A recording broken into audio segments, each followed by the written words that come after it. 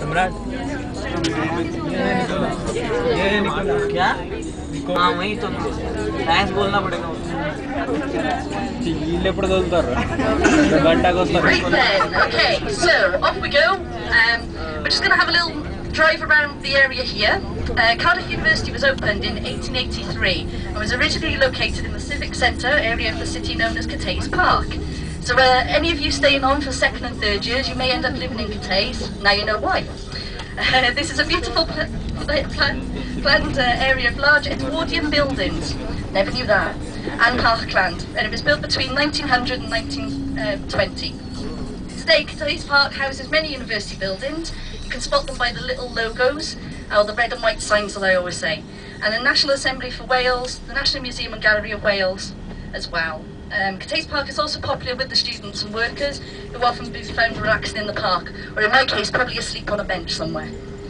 The main building is the home of the university and one of its original buildings. It began in 1905 and was by the architect Douglas Carrow, who intended to emulate the appeal of Trinity College in Cambridge. The original plans included a large fountain and lawns at the front of the building, although this plan did not come to fruition. And the building today covers the size of more than 4 football pitches and is one of the most attractive buildings in Cathays Park. The main building also now has a Grade 2 listing, which recognises its important part to the culture and heritage of Cardiff.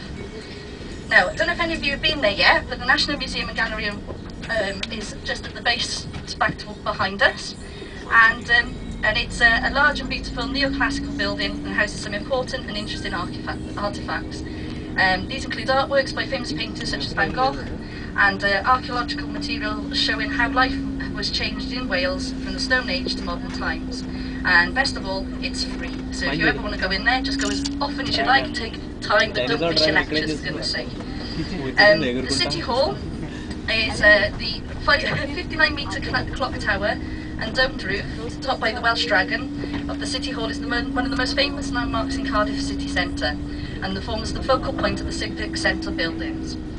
Dating from the turn of the century, it's built of beautiful white Portland stone and has recently been renovated. Inside, the marble hall is dominated by statues of Welsh heroes. So you'll see Owain Glyndwr and a few others, Llewellyn, the last Prince of Wales as well.